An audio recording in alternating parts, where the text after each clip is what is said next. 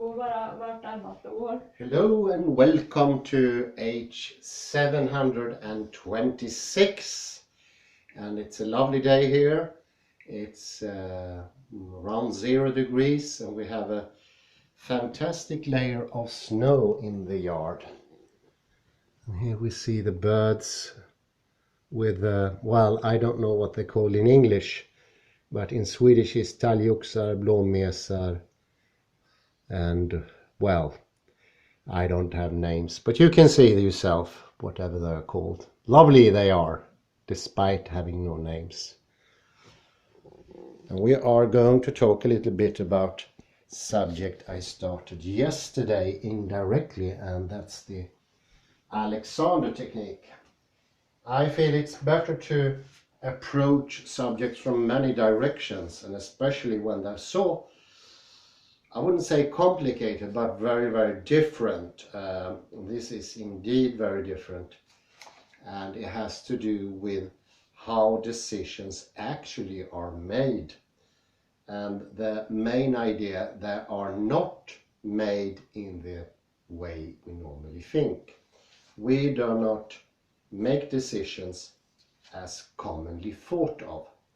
And I mentioned earlier the investigations of Ben Libet that shows that the decision to move or move one's hand or say something comes a little before it develops in consciousness. It goes to show that our decisions are not made the way we normally think. And that goes both when it comes from the aspect of timing, how time-wise they are made, but also the actual development, the sequential doing of something is not as we normally perceive. Alexander was one of those people who investigated this tendency from a layman's perspective. He was not a scientist himself, but he did notice whenever he used himself when reciting in his professional career as a reciter of William Shakespeare in the early 20th century in Australia, he tended to get hoarse and croaky in his voice after a couple of years of reciting. And since it hindered him in his career and was an obstacle to getting his livelihood, he began to investigate what he could do. First, he was advised to take loads of rests, which he did. But every time he came back from the rest, it started to develop once more. So that didn't seem to go away, even with rest. So he used a mirroring system, 3 to 4 mirrors, so he could see what he did to himself to cause this croakiness and hoarseness.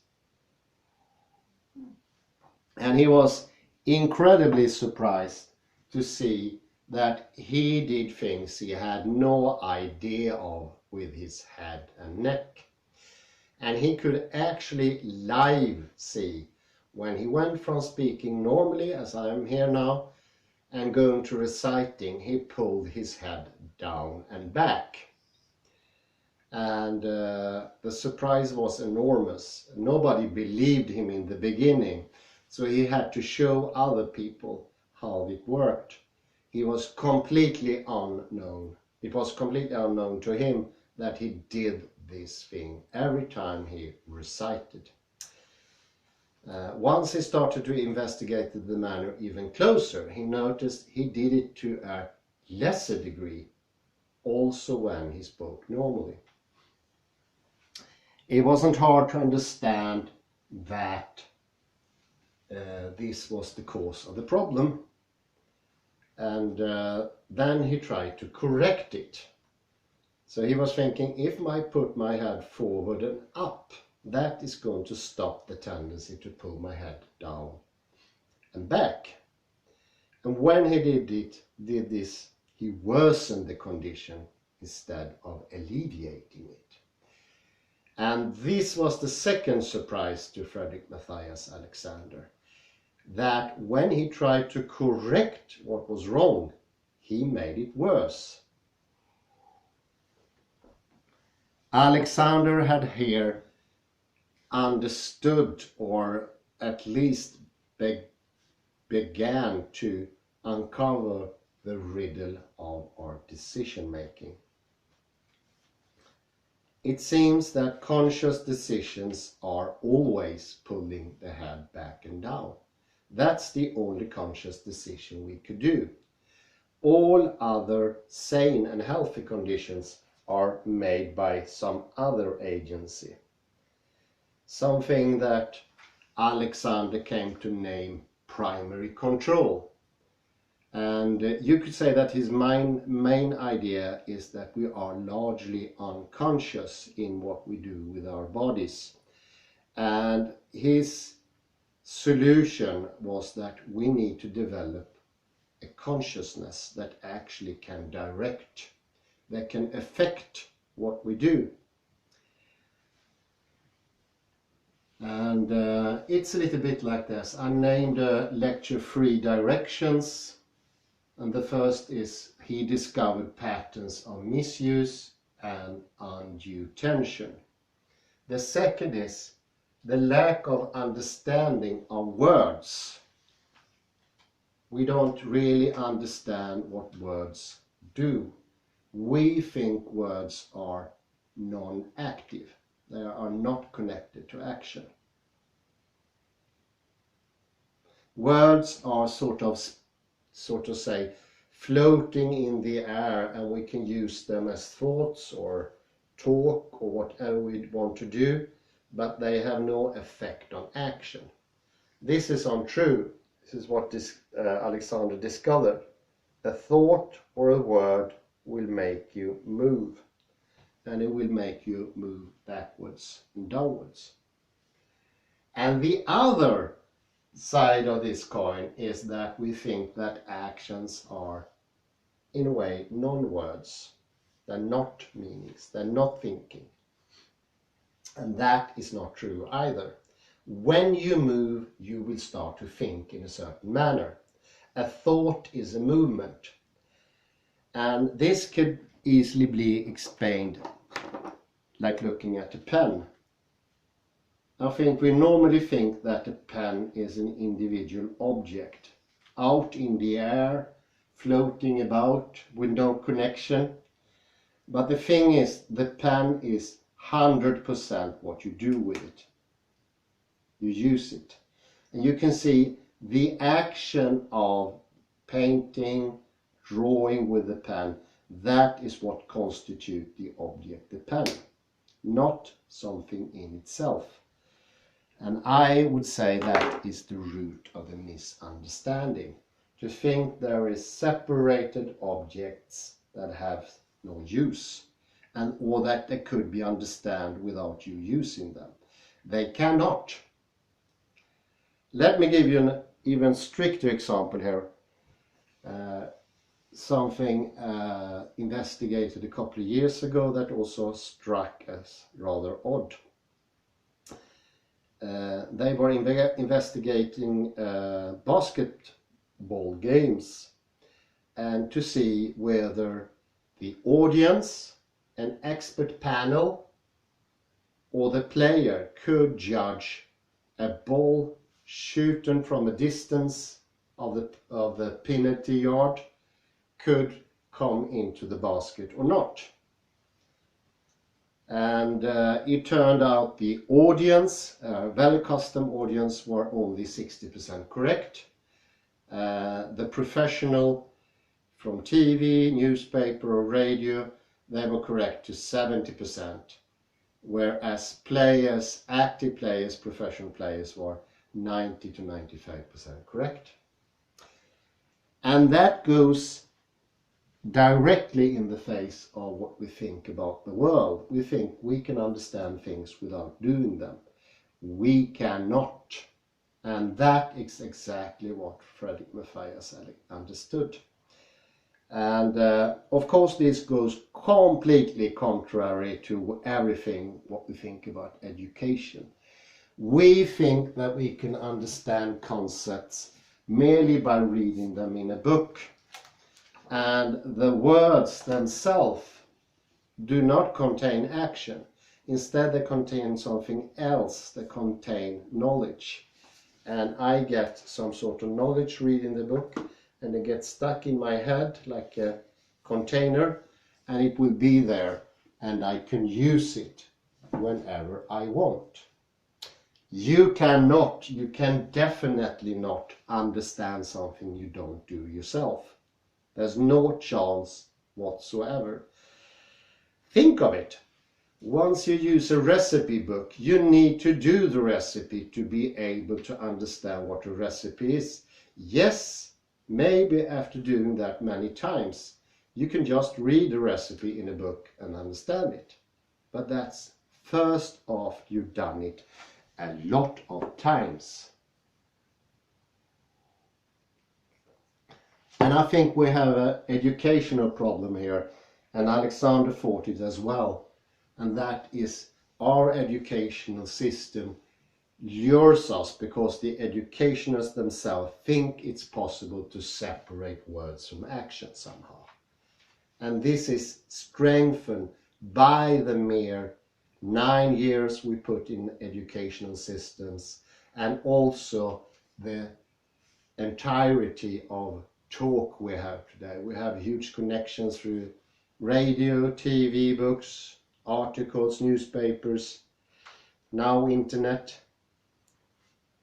And you can hear the buzzword being the internet is full of information. It is not.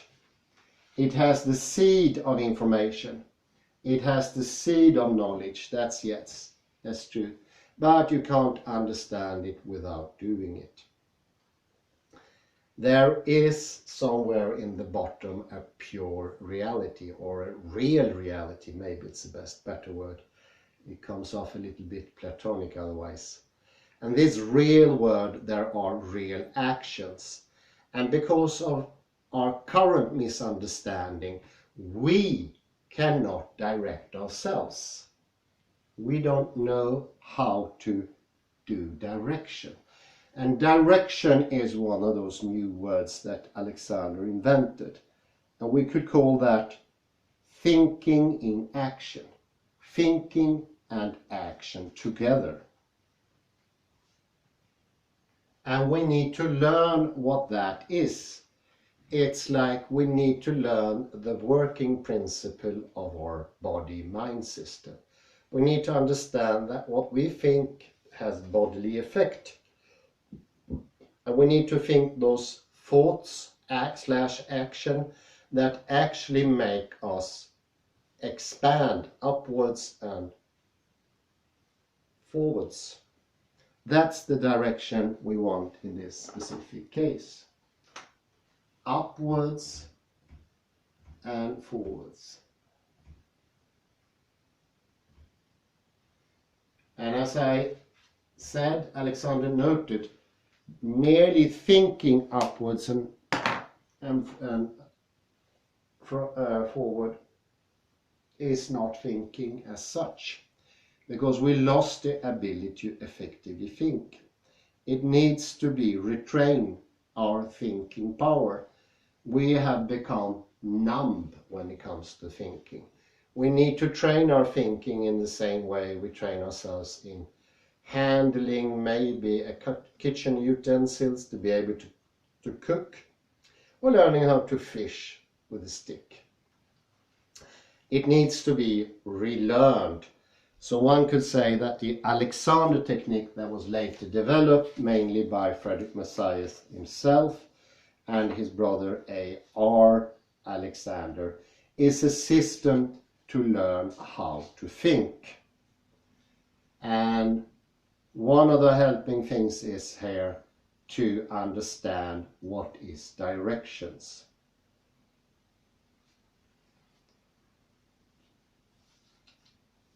And first, thing you could do is understand what your thinking does to your body already now.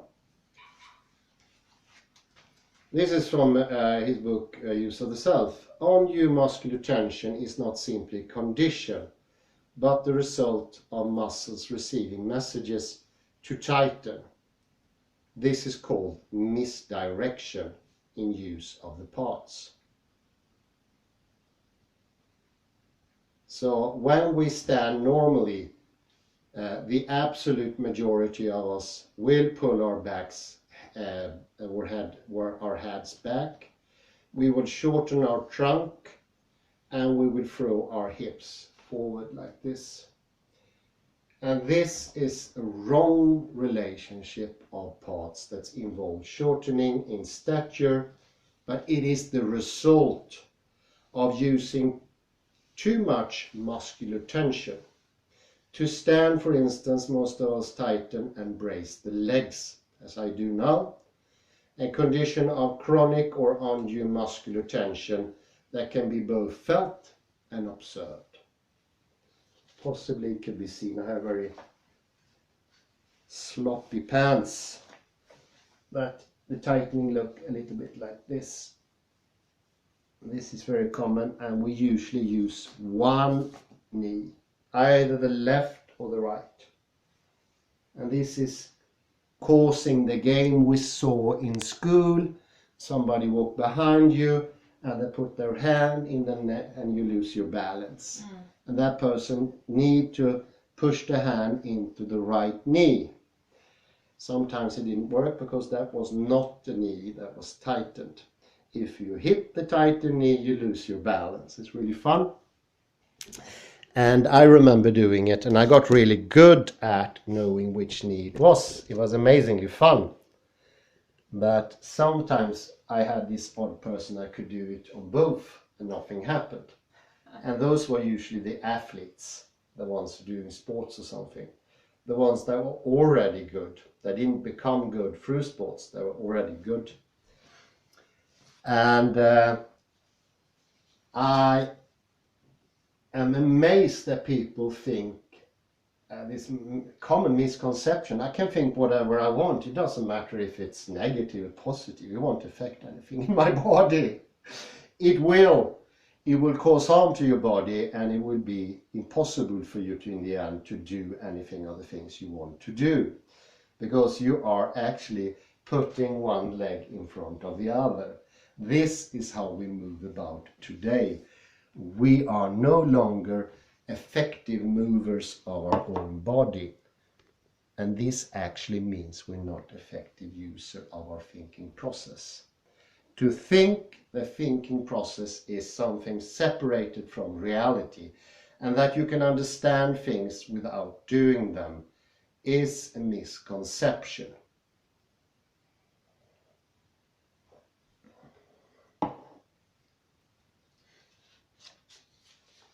So part of the treatment, so to speak, or the education, because it's better to think about this as an education. You learn something new, and what you learn is actually to think for the first time. Once you started to understand that you have not understood what thinking is before, then you are on the right track, because thinking is also muscular doing.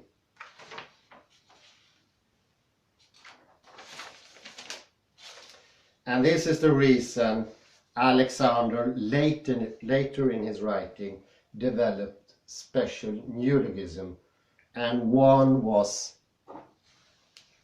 something he called mind-body, and that's that mind and body in some aspects are exactly the same. You cannot think about the body without affecting the body, while you can't do any thinking at all without having a huge effect on what you do.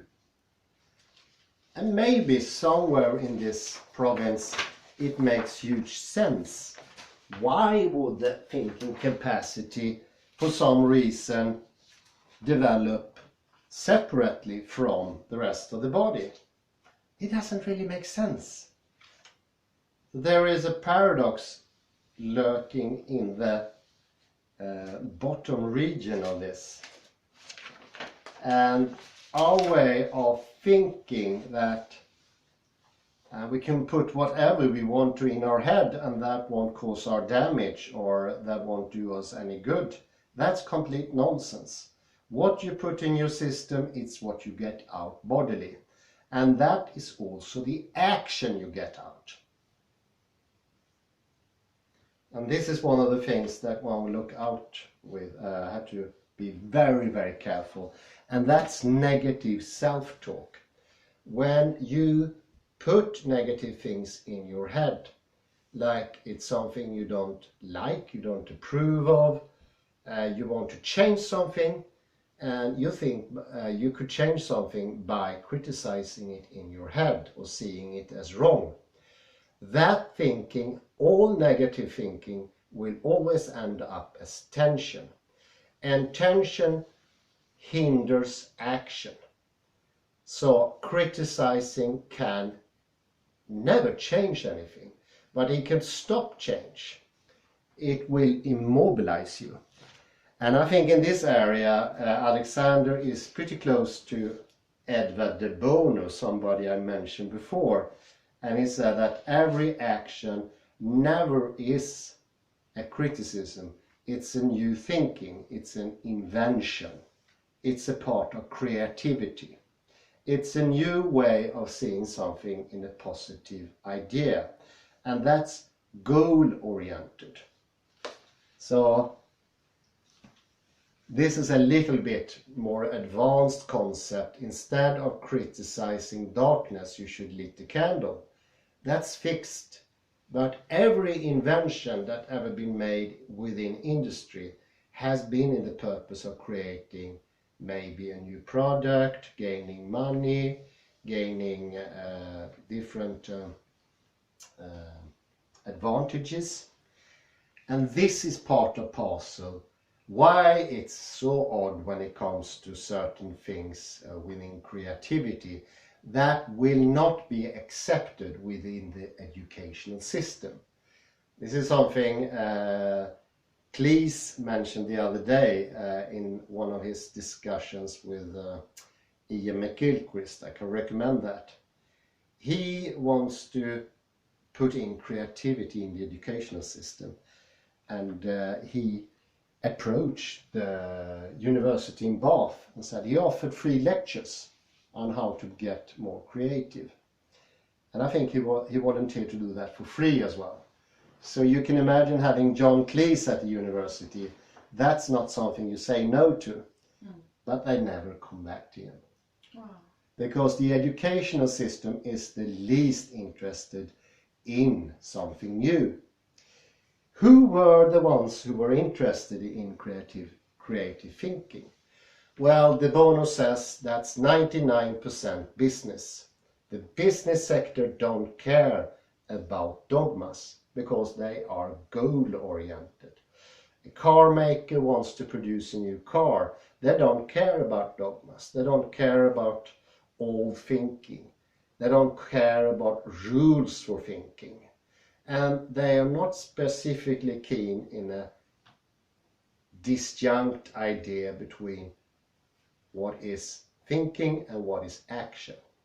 There are hardly any departments in successful business where they only think and they don't produce anything.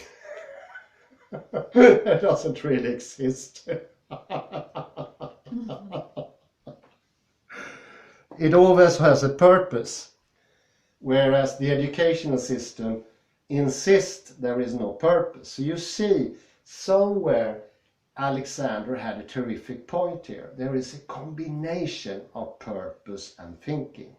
And purpose is movement of the body.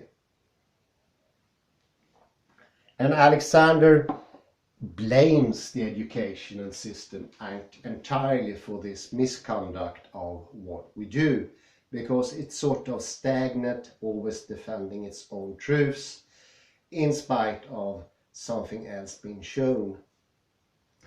And I discussed that earlier today here, how weird it is, it seems, that physics is the only subject that accepts totality. It's the only subject that accepts the idea that the world is a wholeness. Whereas all the others, the liberal arts, they do not like this idea at all. They are on the defense against that. And they like to take things apart, like dissecting poems, analyzing literature, taking apart music, put it into parts and say, we can't see the fun with this music tune because I took it apart and I don't find any music. That would never happen in physics. And it's actually the same when it comes to new ideas, invention and solving problems. The educational system and academia are the least interested in solving any problems. And the criticism is mainly coming from them. They are stuck in critical thinking. And whereas the world is going, as Ian McGilchrist said the other day, in the wrong direction, the one criticizing are the one causing the misdirection. Because criticism will always lead to worsening of any state. You need to be creative and have another solution. Mention that car dealer or car maker, even better, that instead of producing a better car would criticize the cars of the opponents. That would never happen. But that's exactly what always happens within academia. It's criticism. So you see how ingrained this idea is with the separation that words do not imply action and that action do not imply words. There is an educational pedagogical problem here, and I think especially the body, it's very clear that I think I can put every thought in my head. I can think whatever I want. And in the end, I gather ideas, ideology that doesn't care about how the body feels about that. And this is something we mentioned so many times before. Classical physics will put your body into bad shape. But there are other things. Ideologies will probably put your body into tension. If you have an ideology, you like this sounds sort of good, put it into your head and you will receive tensions. You need to be incredibly careful with what you put into your mind. And you can't even use your own mind to sort of judge whether it's good or not. But all sorts of criticism we know leads to bodily tension and leads eventually to non-action and passivity. People who act are always thinking positive. They don't have a critical idea in their head because they construct another solution, a new one. There's no use criticizing anything in this world. That will always lead to passivity. That's the stopping of action. Because if you put negative words, your body won't move anymore. And if your body is not moving, it won't do anything. Nothing will happen. No light will come into the darkness that is the world. Nothing, no grain will be sown on the earth. So maybe you get the idea here. It's super important if you want to learn the freeing directions of Alexander, to see what sort of ideas that actually make your head go upwards and forwards. And this is what Alexander started to investigate. After 3 years of checking his head in mirrors, he started to see, could I put something else in my head and see what works? And he started that, and he used the mirrors as a judge on what the idea was good or not. And he tried different ideologies, and I think it was like early liberalism. It didn't work at all. the idea of people being free and having democracy was mainly idea that pulled the head down and backwards. It was not an effective idea. And he tried different solutions, and then he found the first light, the first ideas that actually took the head up a little bit. And once he was on the right path, it was easier to adjust the ideas so they did the thing. And this is the way we should go about. That's the correct order of thinking. So we do not start with what's correct or what we think is correct. We start with looking at which thinking takes us upwards. Which thinking takes us forward and up. I think this needs to be recorded even. What ideas takes us forward and up? And remember this. Now we will put this into a trial here, and I will introduce my dear friend and colleague here, Claudia, for a little experimentation outside here. All right. We are going to do two different views. We're going to take a front view, and then we're going to take a lateral view. And we start with the front view, and I will ask Claudia to get out of the chair. Thank you very much. You can sit down again. And now I would like you to put the chair laterally, Okay. sideways.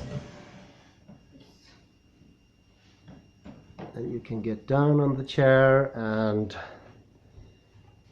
I'll ask you to get up the chair, and you can sit down.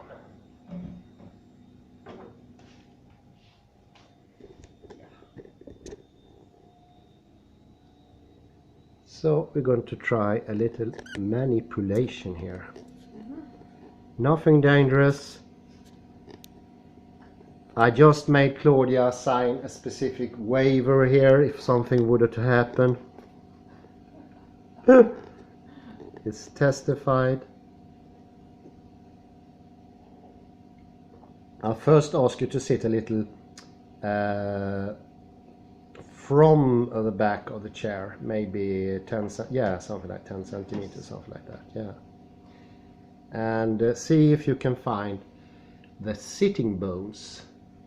If that's tough, you can take away the cushion. Maybe it's better like this. And you can wiggle back and forward first and see in your hip more, yeah, in your hip, yeah. Move the hip forward, backwards, and see if you can find a position where you feel a sort of bony protrusion. It's a harder area in the buttocks somewhere there. Yeah, you found, yeah, I see now. Claudia has now found the sitting bones. The sitting bones are essential in the upright posture. When the body feels the sitting bones, there is an uprighting tendency. It's a posture reflex. Alltså det är en upprätningsreflex som gör att kroppen blir rakare när kroppen känner sittbenen då. Och det var det vi såg på film här nu. Alltså när du fann sittbenen här så var det en omedelbar reaktion i huvud- och nackregionen då. Och before I start any manipulating, I'd ask Cornelia here to get out of the chair once more and sit down. So that's a big difference actually. There was much less of pulling the head back and down this time, especially when she went up. When she went down, it was a little bit more. Could I possibly ask you to do this frontal view as well, just for the viewers? No hurry. Sorry, Alright. I feel like a person that mistreating. No, you should have waited there. Okay. See if you can find the sitting bones again, because I want to see that change in bodily posture. Wiggle the hip bones, not sideways, but front and back ways. Yeah, that's better. Yeah. There you have it. And now you can get out. Yeah, it's the posture reflex that sets in. You can sit down. Yes, indeed. Yeah. So when our body feels the sitting bones, it activates the posture reflex. The posture reflex is supposed to be pronounced. And this is actually similar to the posture reflex we have in our feet. And this, when we really feel our feet, we will activate that posture reflex when we're standing. It's a bit tougher to feel the feet because we are so used to ignoring it. But the sitting bone is actually much better, because that's a new thing you will discover. And you will say, aha, I didn't know about that thing. Whereas the feet, you already know. You buy shoes for them, you put them into socks, you already have them. But the sitting bones, there are no specific shoes for them, and you don't talk about them usually. And I think that's, in this context, that's actually an advantage. It's a new discovery. Could I ask you to sit sideways once more? Sorry about that, Claudia. Really bothering poor Claudia here. Yeah.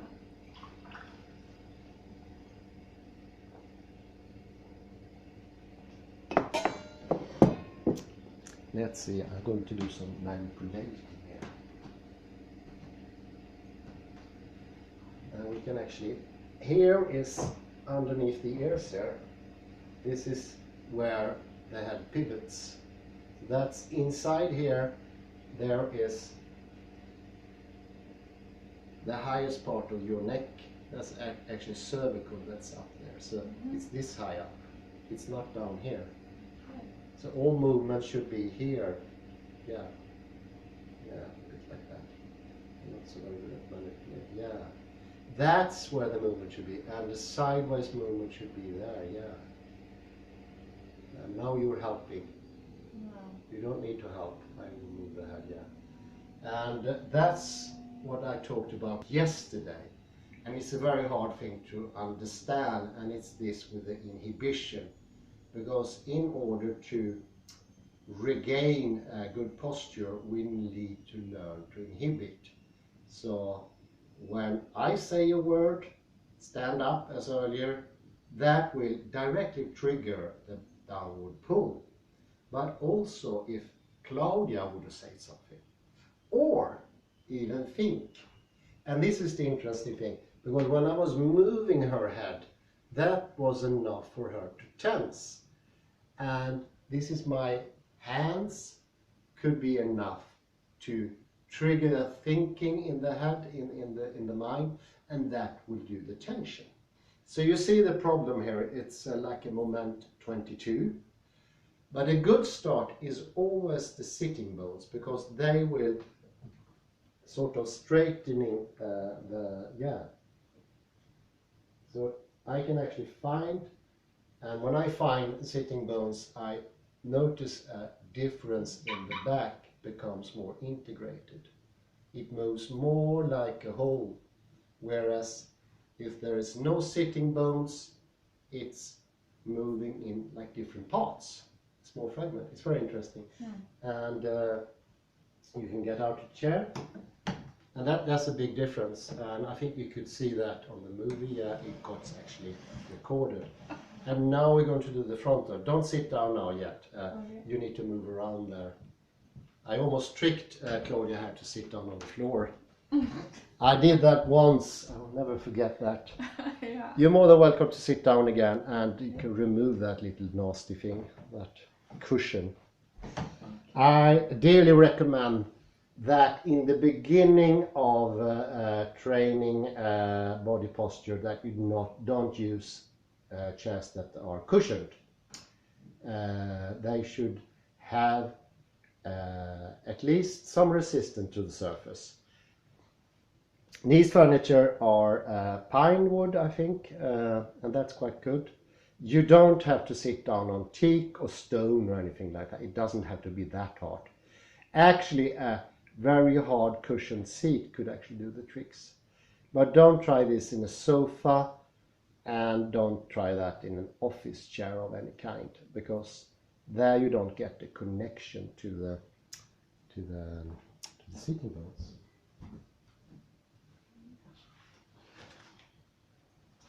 And once you develop a good attitude, it doesn't matter what you sit on. It's not the chair actually that is the cause of. Here is the pivot. Yeah, exactly. Much better. I'm trying nods here, and then I check the sitting bone. Yeah, you can get out of the chair. So that's on recording now. You can sit down again. So we got that on recording, and that is the sitting bones, and it's a very good start. And once you establish a good contact with your sitting bones, you can actually transfer that to your feet. But that's another story. But it's a very good point to start on sitting bones, because it's nothing we talk about. We don't have any prejudice or knowledge, I would say, about the sitting bones. So it's a perfect way to start, because it's an unknown territory. Except when you're riding. Yeah, that's true. Except when you're riding. Have you been riding? Yes.